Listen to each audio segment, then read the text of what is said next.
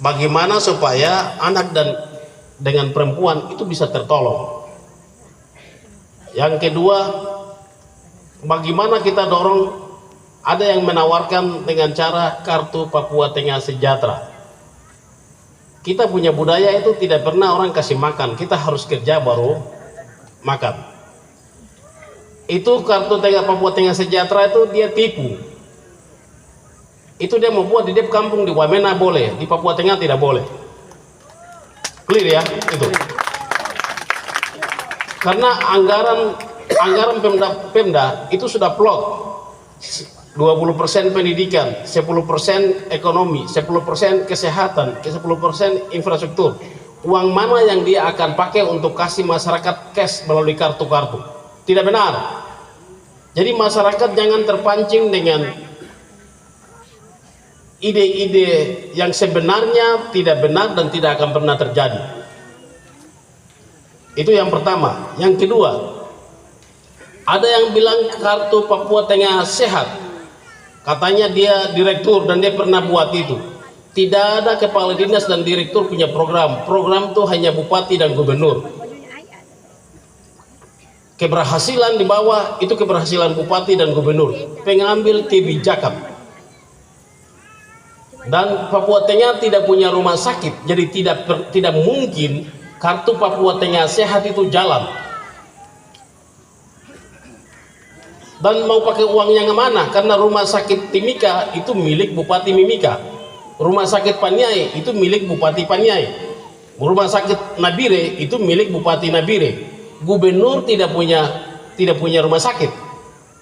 Yang bisa adalah gubernur membangun rumah sakit, baru nanti kita lihat ke depan.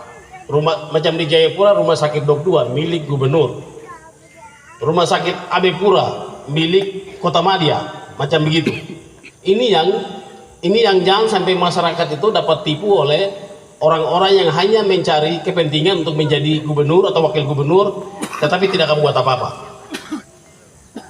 Yang ketiga, teman-teman dengan otonomi khusus ini pasti saya akan buat regulasi untuk proteksi orang asli Papua. Tetapi juga ada regulasi yang kita akan tolong kepada orang-orang non Papua yang sudah 25 tahun dan turun hidup di sini, setidaknya haknya hampir sama. Yang peranakan saja hari ini MRP susah kasih keluar surat, padahal mungkin mamanya orang Papua atau bapaknya orang Papua atau orang yang sudah bertahun-tahun di sini, sudah lebih dari 25 tahun, tetapi karena mereka rambutnya berbeda, kulitnya berbeda, akhirnya mereka itu tidak dapat kesempatan untuk ini. Jadi itu bisa kita buat. Lain dengan orang yang karena sudah provinsi, dia datang mau cari kerja, itu tidak bisa, itu tidak boleh. Jadi itu hal-hal yang menurut saya kita akan buat untuk bagaimana tolong ini. Bapak Ibu jangan lupa besok tanggal 9 debat kandidat lagi.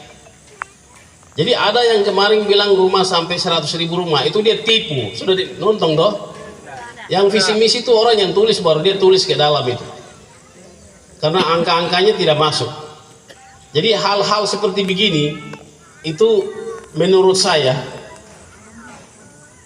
kita sudah harus pintar-pintar. Kita berdoa dulu baru mengambil keputusan siap kita pilih siapa. Jadi saya pikir itu. Minta maaf saya terlalu banyak bicara, tapi saya berharap saya dari lubuk hati yang paling dalam menyampaikan terima kasih. Hujan, tapi tim masih solid. Itu tanda-tanda kemenangan semakin dekat.